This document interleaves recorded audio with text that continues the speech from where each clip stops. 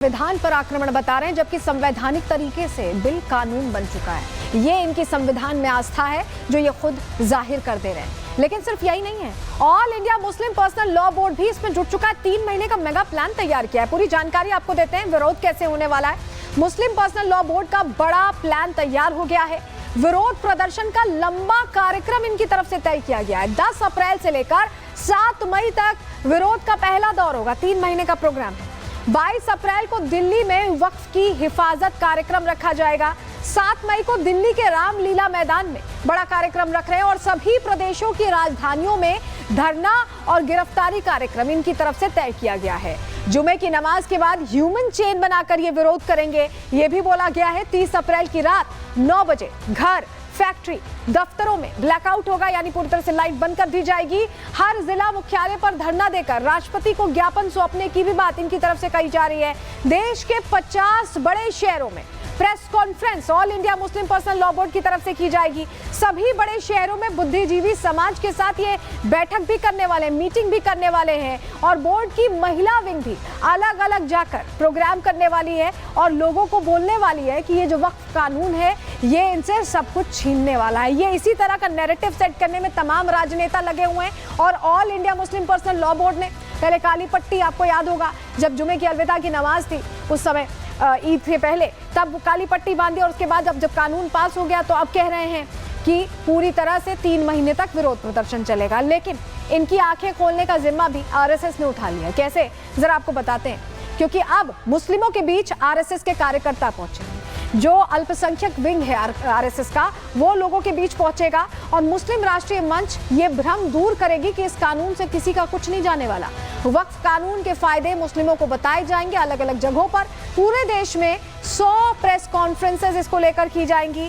500 seminar करने का भी ऐलान किया गया और इसे और बड़ा करने की भी तैयारी है, जिससे कि ये साफ तौर पर जो गलत नैरेटिव बताने की कोशिश हो रही है उसे ठीक किया जाए, क्योंकि ये कानून वंचित मुसलमानों के लिए लाया जा रहा है। तो ये वो राजनेता हैं जो अपने फायदे के लिए भड़का रहे हैं, बरगला रहे हैं और लोग उनकी बातों में आ जा रहे हैं। लेकिन हालात जैसे हैं, ममता बनर्जी अभी भी समझ नहीं पा रही और आज फिर हिंसा की तस्वीरें सामने आई। ये तुष्टीकरण की राजनीति इन्हें कहां ले जाने वाली है, रिपोर्ट के जरिए देखिए।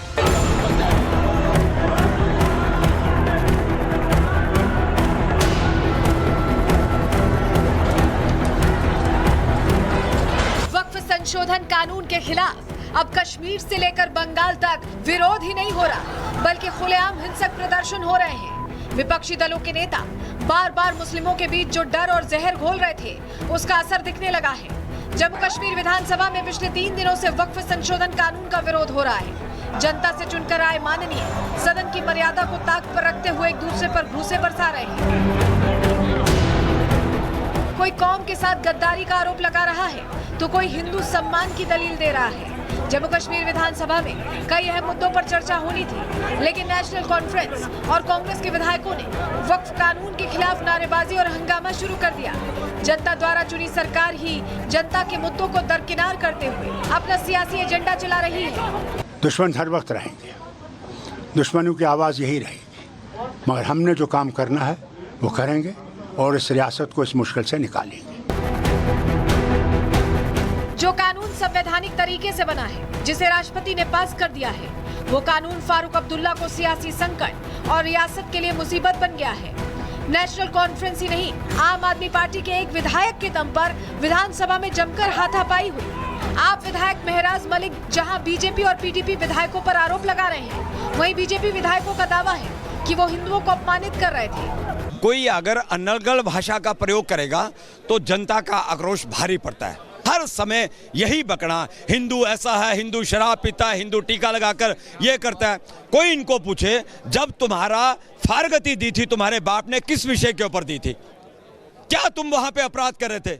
उसी विषय के ऊपर इसके फादर ने इसकी फारगती दे दी और आज यहाँ पे ये नेता बनकर सबको डराने का प्रयास करा। तो भैया एक दिन आक्रोश फूटेगा, यही हाल होगा जो आज हुआ। मार्शल भी इनके, सरकार भी इनकी, तो ये जैसा करेंगे क्या वैसा भुगतेंगे। वक्फ संशोधन बिल जब से आया था तभी से असदुद्दीन ओवैसी मुस्लिमों को भड़काने में जुटे थे। मस्जिद और मजार छीनने का डर दिखा रहे थे और उस डर का असर जमीन पर दिखने लगा है। ऐसे में कई ऐसे धर्मगुरु भी हैं जो वैसी की प्लानिंग का कच्चा चिट्ठा खोल रहे हैं। ये वक्फ बिल अनकॉन्स्टिट्यूशनल है। ये वक्फ बिल आर्टिकल 14, आर्टिकल 25, 26, 29 का ग्रेव वायलेशन है। ये वक्फ बिल नहीं है बल्कि ये वक्फ बर्बाद बिल है। ये आदमी पर्सनल बोर्ड और तंजीम के मुस्लिम जमीयत उलमा के लोगों को और मुस्लिम तंजीमों को इस्तेमाल कर रहा है, भड़काना चाहता है, देश में दंगा कराना चाहता है। ये ऐसे अल्फाज हैं जो भी मुसलमान सुनेगा उसका खून खोलेगा। जो भी मुसलमान नौजवान बच्चा सुनेगा वो मुसलमान सड़कों पर उतरेगा और दूसरों को भी लेकर आएगा। वो आगजनी करेगा, फसाद करेगा, जैसे मुर्शिदाबाद में हुआ, जैसे मणिपुर में हुआ।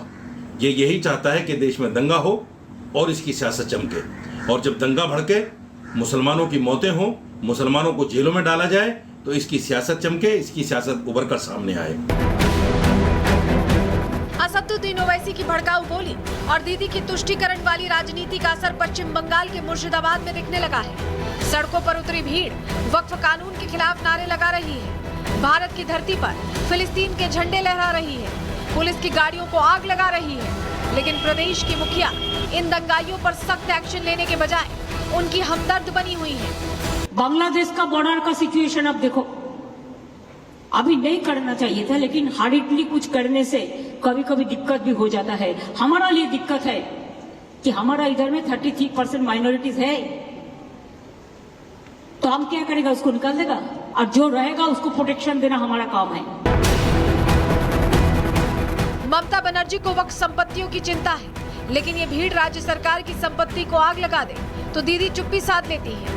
ऐसे में अब बीजेपी इस तुष्टीकरण वाली राजनीति पर हमलावर है कि कानून व्यवस्था संभालने में ममता की निर्ममता की सरकार पूरी तरह से विफल हुई है, असफल हुई। ममता बनर्जी और इंडी गठबंधन तुष्टीकरण की राजनीति के चलते बंगाल में कट्टरपंथी ताकतों के हौसले बुलंद कर रही है, और आज टीएमसी मुस्लिम का नया अवतार बनकर सामने आई है, और ममता बनर्जी आधुनिक भारत की नई जिन्ना बनकर अत्याचारी, लुटेरे, खसूट करने वाले जिहादी मानसिकता को संरक्षण दे रही है। पश्चिम बंगाल लंबे समय से ऐसी हिंसक घटनाओं से पीड़ित है। ऐसे में दीदी को उत्तर प्रदेश की कानून व्यवस्था से सीख लेनी चाहिए। यहाँ होली भी मनाई जाती है और ईद भी, लेकिन नियमों में रहकर। योगी का संतुष्टीकरण वाला मॉडल विपक्ष के तुष्टीकरण वाली राजनीति पर भारी है। Bureau report, Republic Bharat. और इस बीच बड़ी खबर आपको बताएं, वक्फ कानून पर राहुल गांधी